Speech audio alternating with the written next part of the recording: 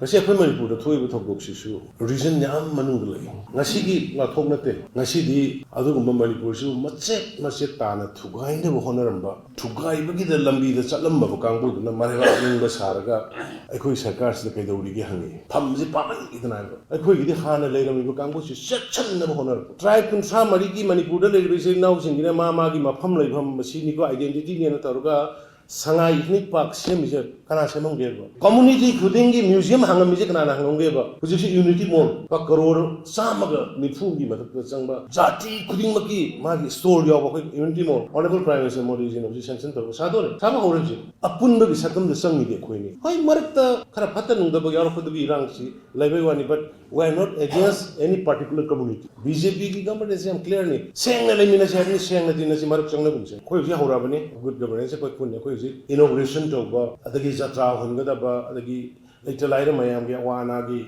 scheme sing